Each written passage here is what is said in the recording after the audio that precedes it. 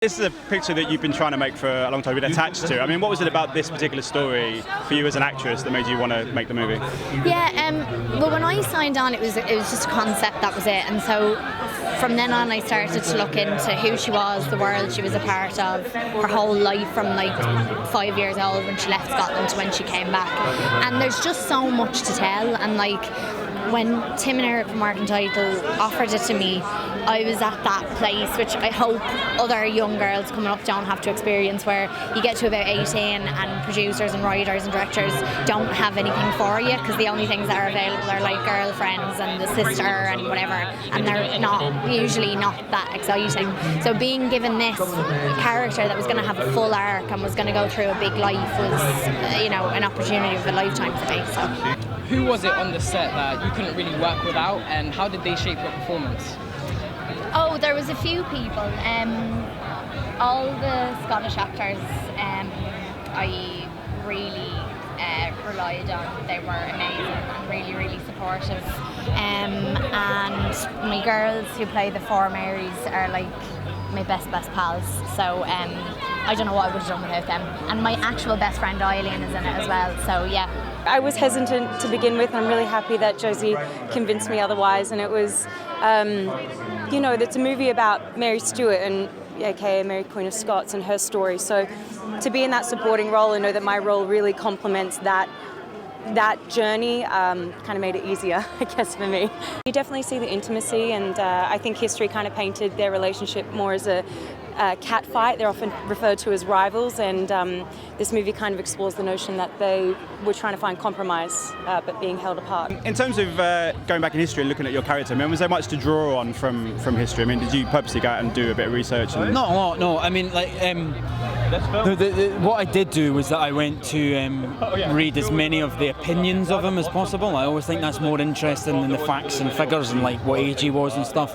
The great joy of playing a figure from history means that you can get a lot of opinions, so that can form your character, and they're always negative opinions about him, which I quite like, so it's really interesting to play them and play against them. Yeah, we talked about obviously the fiery relationship between Saoirse and Margot, but you and Saoirse, obviously the characters have a very fiery relationship as well. I mean, was that easy to grasp between the two of you, that kind of relationship? Well, yeah, because she's so open and she's so fearless, and we got on really well because I'm Scottish, she's Irish, so there was sort of like a shorthand of humour, and I was completely led by her. She's brilliant. Yeah, and obviously we've talked about to your producer about Beau Willimon and his amazing script. Yeah. I mean, I can imagine like someone from something like House of Cards. I mean, it's such a riveting read, let alone when you go to make it. I mean, did you find out when you read the script that it was on the page, really riveting? Yeah, but I mean, I think like anything, like any play, or I hate that in school you read plays. They're not meant to be read; they're meant to be watched. So it's my least favourite part of making films is reading scripts, because it's just not what it's meant for. They're meant to sort of for tonight. Yeah. It's it's totally secondary reading a script. Something just finally I wanted to ask you, very, very excited to see Fighting with My Family, which we've just seen the trailer for, and seeing The Rock and Florence and all these guys. I mean, how much fun was that, and how much fun are we going to have when we see it? Because it looks like an absolute riot. It does. It was my favourite experience I've ever had on film, mainly because I got to work with my hero, Steve Merchant. I've been obsessed with Steve for years as a writer and a director and an actor, and he acts in it. So it was so much fun, and Flo and I put on like 2 stone, which I've never done before. It was nuts, and then learned how to wrestle. We were over at the WWE in Florida and learned to wrestle. It was a great experience, and I think it will be a really fun film. Yeah, looking forward to it. Yeah. I guess Steve Merchant off his Christmas specials, got to watch them soon, right? Oh my God, man. The guy's a genius. He's a genius. And he's a phenomenal actor. Before he's a brilliant writer-director, he's an incredible actor. He was great in Spider's Web. Oh my God, man. He's brilliant. He told me about where he spent something like 7 months in the heaviest makeup possible for Logan. Yeah, of course, yeah. Yeah, so he's a true artist. For your character, was there much for you to kind of draw on, or did you go by what Beau's amazing script was telling you? A bit of both. I mean, the script was so strong and had a very particular idea of who Dudley was in it, but you can kind of dive so deep into research with these things. It can kind of be endless, but there were bits and pieces you try and pull out to help.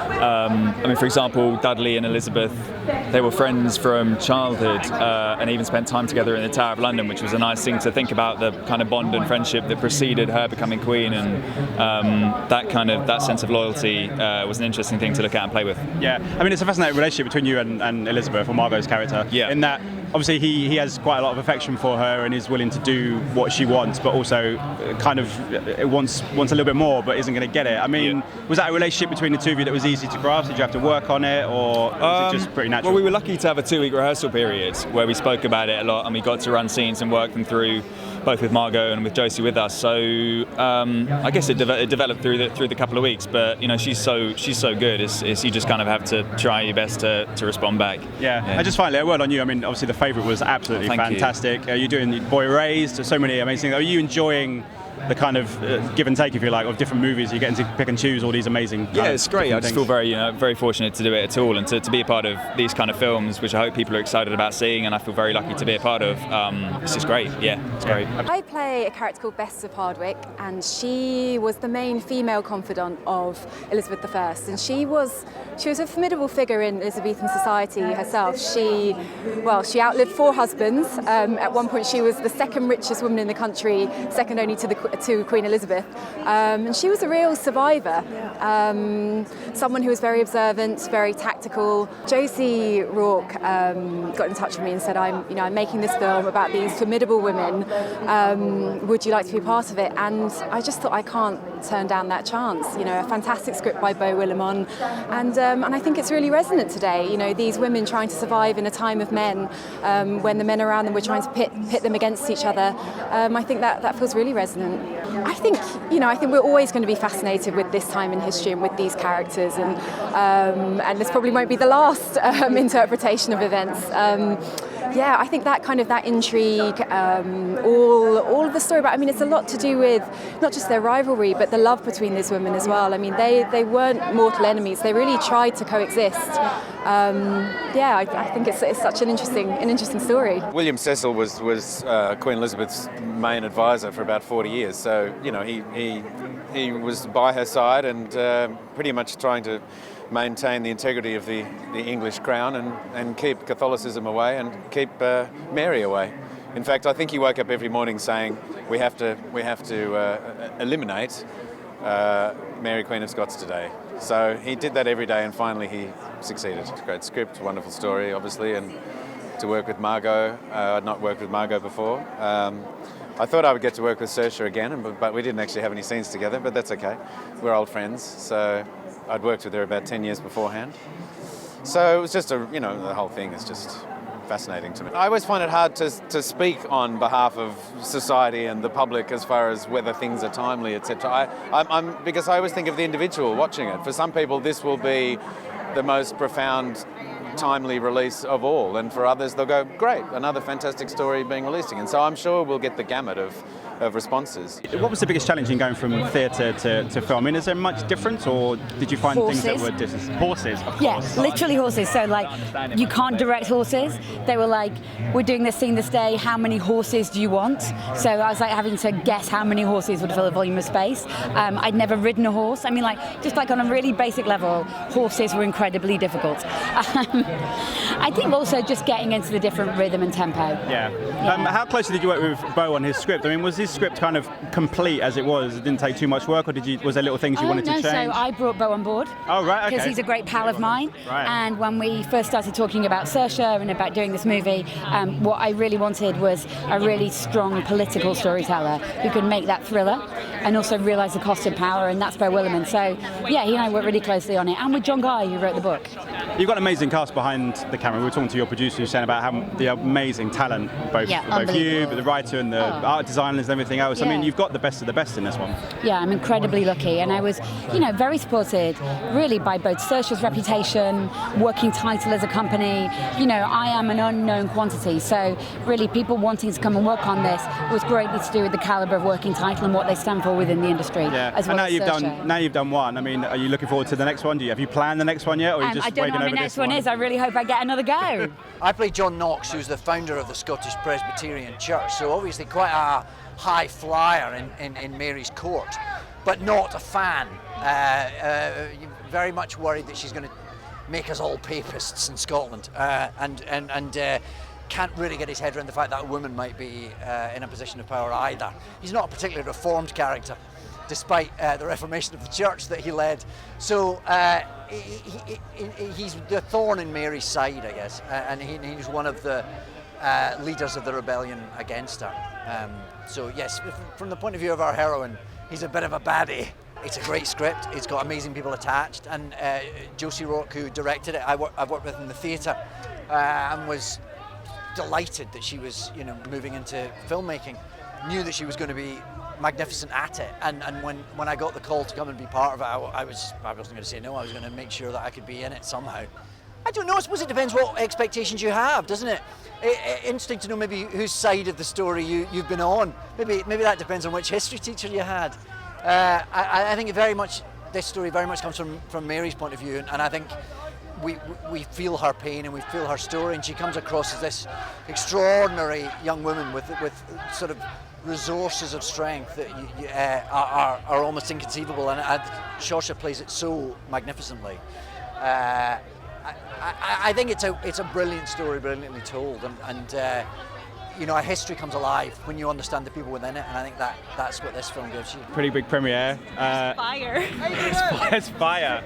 There's a lot of fire. I was like, this is really quite unbelievable, all the fire. Sorry. Yes. It's a fantastic movie. Yeah. I mean, what was the process for you kind of getting involved, and did you have to audition, or what was the process for you? Yeah, actually I'm looking at Maria because I feel like the four Marys seem to go to like Mary boot camp. Oh, okay. So like I auditioned the way you would normally. I actually auditioned doing the scenes in English and doing the scenes in French, and then sort of they brought like a group of Marys together, and then we all went to Mary boot camp, and then 4 of us came out, and it was great. And then we got to go to Scotland and become living in a different era for months. I was really happily indoctrinated into my world. Like, I feel very fortunate to have been on something from the start to the end, so you've seen the whole process. So to come walking out and see this fire now is just amazing, considering the journey that you feel like you've been on. Yeah, I guess with the group of you together, it must have helped having that time beforehand to kind of get to know each other and work with each other and know each other's rhythms and stuff. Yeah, we had rehearsals as well. Josie had us in rehearsals, and actually the first time we met each other, we did this, we did a lot of movement work and stuff, and we rehearsed for hours, and at one point we just met each other, we were rolling over each other in a sweaty ball, and it was like, well, we're bonded now, see you in a few weeks. But it was great because there's like, they did an awful lot of work to make us all move as like one unit. So even though we all have very much our own separate entities of who we are and our parts that we play, because the women are all very different, we still had to move as one combined unit. Yeah. So did you like it? I did, very much. I did, very much. Let me ask you about Saoirse, because I know she's been attached to the project for a long time. Yes. There's a great passion for this project, and Yes. it's finally brought it to the screen. I mean, did you get a big sense of that when you worked with her, that she was just so passionate about this project? Yes, well, I luckily worked with her twice, so she's a delight to work with. And yeah, she led this film very similarly to Mary in Scotland. She leads from the front, and she made sure that it happened, you know what I mean? And she's perfect for it, and she's amazing in it. Her performance is so strong. It's so strong but so compassionate, and that's actually very similar to her as a person. She's incredibly strong, but her kindness and how warm she is as a person always radiates through. So. And visually stunning. Yes. Behind the scenes, you've got Josie and there's Beau Willimon, who obviously from House of Cards. I mean, across the board, it's a plethora of talent, both in front and behind the camera. Yeah, I think there was like a few days where maybe it was like the read-throughs, and even Ian McGregor, who did like a lot of the choreography and stuff. Like, these are such talented people that you get to work with. And the lovely thing about working with Josie is she had rehearsals, and she had days where she would have the whole cast in setting up all the courts. So sometimes, when you go to a film, you're very aware, like we were very aware of the world of Scotland, but we had a sense of the English court because we had rehearsals, and that was such a luxury, a real luxury. Yeah. And like really special because you could hear how the two different ones interacted with each other. Like the Scotland ones were like, you know, we were really burly and it was in a circle, and the English were very refined and kind of looked over at their team. So it was fun. Fantastic. So we spoke earlier about relationships. I mean, for your character itself, I mean, was there much research you could do in terms of bringing the character to life? Because I imagine there was at least some history. Yeah, no, there was absolutely. As I was saying earlier, you need to be careful not to become obsessed with your own history, because these people led some extraordinary lives. And I mean, Bothwell at the end, he died a horrific death, chained to a pole for 10 years, wandering around. So you start thinking, oh, that'd be great to see in a film, but you're actually portraying what's in the script. That's your main source material, because there's different versions of history throughout, but we're doing the one that Beau wrote. So you've got to kind of not get too invested in yourself in it. I mean, it's rightfully it's about these two queens, and we're all kind of there acting wise to support them, and in story wise to wreck their lives. Yeah, we were just talking to Debra, the producer, and saying about how Beau's script was kind of the selling point for a lot of people in the terms of that it was so rich and there was so much character development and everything else. I mean, were you familiar with Beau's work beforehand? Oh, absolutely. I mean, I loved House of Cards. I mean, it's the political drama of our times, and this is the greatest sort of political drama ever. This story, you know, there's literally people's heads being chopped off. It's not being made up. You know, people being pushed in front of trains about House of Cards or whatever. But I mean, being so familiar and growing up with the story, you just didn't want it to disappoint. You know, you wanted it to do it justice, and Morgan does that. The script was phenomenal. Yeah. Was it, in terms of your career, I mean, was this the biggest challenge you've taken on? Have you taken bigger challenges, or was this kind of a special one? Acting-wise, it's the biggest thing I've been involved in, probably. But challenges is a difficult word, because it was such a joy to be in it. You know, every moment, I love the character, doing it in my own accent, and the costumes and the cast. So it's hard to call it a challenge when it's so enjoyable. Yeah, and you got all these. You were talking before about the men, the bad men, everything. But the casting is fantastic. I mean, there's Adrian Lester and David Tennant on one side, Guy Pearce and you and Joe Alwyn, all these guys. That itself must have been great. Even though obviously the women lead the story, the guys are important as well. Because it says when you've got that level of cast, you up your game. You know, around you, and it's all people like Ian Hart as well. You know, people I looked up to as an actor. So no, it really was something. It was a dream come true to be involved in it. Yeah. Well, I hope you have great success with it. Thanks so much for your time again, man. In terms of your role and your character, I mean, was there much for you to draw on from history in terms of books, or did you there's a lot about him in history, and I was fascinated by what he went on to do after this period that the film covers. But mainly, it's just to look at the script and see what your task is there, because it's in the tiny looks, it's in the beats, it's in how you accept the information from the Queen. I mean, even down to, and we did different versions of this, the Queen says something that you don't like and you maintain eye contact, which is to say, perhaps you'd like to say that again, Mum. Or she says something you don't like and you immediately drop your eyes and nod and then move away. Tiny things like that on a big screen can speak volumes. Absolutely. I know we've spoken about the cast, but in your circle is obviously Guy Pearce, David Tennant, Mike Compston. Yeah. I mean, all these guys. It's a nice circle to be in. Nice circle to be in. I don't know who those guys are. What have they been doing recently? I mean, never heard of them. But your producer was just saying, you know, with Saoirse and Margot at the front, all you guys behind help elevate everything even more so. You must have been great to be in amongst all those guys. We caught our bit and we did our bit to support two fantastic performances, and I hope that the producers and all that are pleased, because we backed them up as much as we could. Yeah, and also, I mean, a great platform having someone like Working Title and Universal and Focus. Yeah. It's kind of the perfect mixture of collaborators to bring the movie to the screen. Yeah, I think so. Especially for this film, it's sort of the perfect mix of producers. Yeah. And for you, I mean, what's next for you? I know you. After this, I'm doing a play in Hampstead. It's called Cost of Living. It's a Pulitzer Prize winner. It's American. It's something I've never done before. I like doing something new. It's a character I've never played before, really. And four-hander. It'll be for a month, and I'm looking forward to it. Fantastic. And just, I'll try and make myself look less embarrassed. One of my favourite performances of yours is in Love Labour's Lost, which is an amazing movie. Oh, the musical. I love that movie. I love that bit. I mean, I remember sitting down with Ken Branagh, and he said, listen, let's be honest, I've cut most of your lines, but I've got this idea for you to do this sequence, this dance routine. And I was like, what do you mean?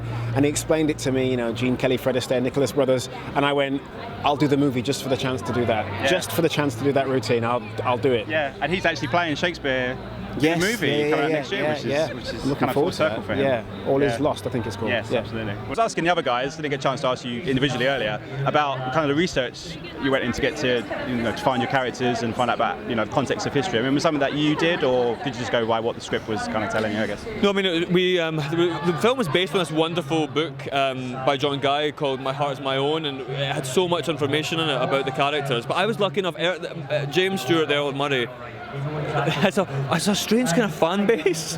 There's some like real history boffins who really are like, because there's loads of like wee facts about him that I kept finding out, like he was the first man to be assassinated, the first recorded shotgun assassination in history. Wow. And there's like these kind of clubs that really, because he was supposed to be the king, he wasn't allowed to be the king because he was illegitimate. And so, he's really the oppressed one. Don't kill me, Twitter. So it's it was there was plenty of research to be done. It does get to a point where you just think, right, that is the real version. My version has much better hair. So let's just go with that. And you got to start to follow the script and decide what story you're telling dramatically. What's going to engage people. And obviously, in 2018, this is a real time for this film to be shown. Absolutely. I mean, obviously the title of Mary Queen of Scots, and it's Saoirse and Margot's characters, but there's other little kind of frights in between. Obviously, you and Saoirse as siblings. I mean, was that something that really you the main thrust on? of the story? I would say. Well, yeah, sod Margot. Margot tries her goddamn best. But was that an easy relationship to grasp between the two of you? Because it comes across on the screen really fiery. Oh, that's good. I mean, we that was really important to us, and Saoirse's, when you've got an intense relationship to portray, it's always so dependent on the other actor, and you really hope it's going to fly well. But it's like, but with Saoirse, it was just easy, and she came straight away and she got it. She knew exactly how we wanted to do this, and not make it simple or that Murray was the villain and she was the hero. That it was complicated and it was something we kept talking about throughout the whole process, and it was really. You relax when you realise this is someone who is interested and wants to do this properly, and she is. She does this weird thing where she can be totally steely and formidable as well as being vulnerable all at once, and it's sort of it really is how do you fight that? It's fantastic. I was involved quite a long time originally when it was part of the commissioning process. Sort of good. I mean, you probably get different length of years, but. 5 years, 3, 4, 5 years, and I came onto it with Josie Rourke, although I had been involved in it earlier on at working title, but Saoirse had been attached to it probably for about 4 or 5 years and had developed it and had really sort of researched and got inside the character and spent a long time trying to, making it as sort of authentic as possible, a portrayal as possible. Yeah, and I mean, her and Margot together are such a dynamic duo, and I pinch myself still. We still pinch ourselves. We pinched ourselves when it happened, and we're still pinching ourselves because they're both incredible young women, not just brilliant actors, but just lovely young women, kind of completely sort of modern, doing their own thing, we've been so lucky. Yeah, and also behind the camera, I mean, you've got Josie, who's done an amazing job. You had Beau Willimon, who obviously very famous for House of Cards. I mean, a plethora of talent in front and behind. I know. It's I'm still pinching myself. Beau Willimon, absolutely brilliant, brought all his kind of sort of political chops to bear on a period story, which I know he'd wanted to do for a long time. And of course, Josie, her first film, and she worked with some amazing talent for her first film, so we've been really blessed. And you're obviously very busy, I can imagine, lots of stuff. I think you're attached to Cats, is that correct? Just started shooting Cats. Just started shooting. Again, incredible cast. You got Taylor Swift, and then you got Ian McKellen. How's that going, and how excited are you to show audiences that? Pinch every day.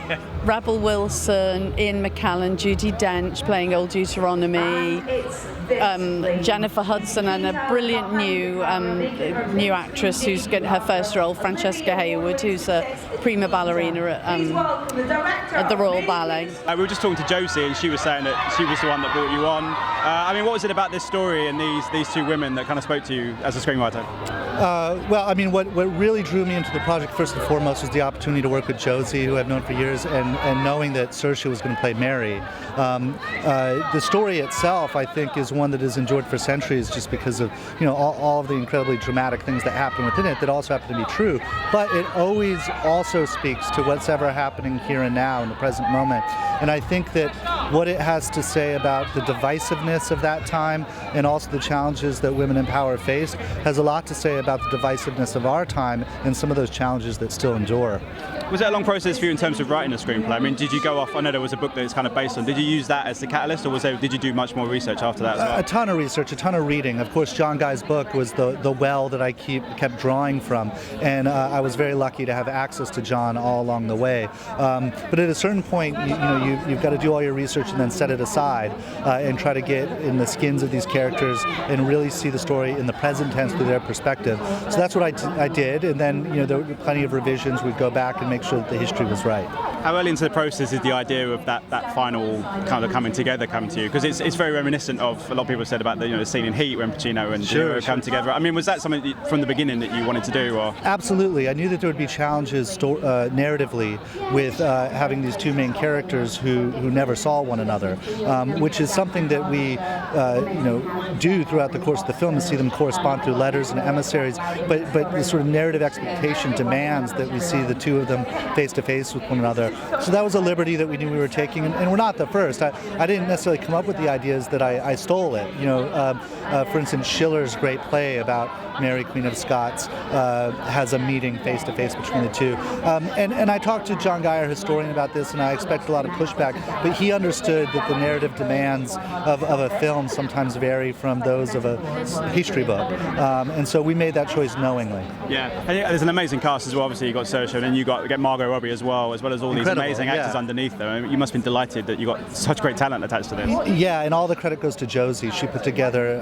an incredible cast, and I think it's a testament to her passion and also her experience and insight when it comes to telling stories like these, that all these great actors got on board for her first feature film. Ladies and gentlemen, you're watching Hey You Guys! Hey You Guys, huh? Hey You Guys. Is that from the Goonies? It is indeed, yeah. Nice. Hey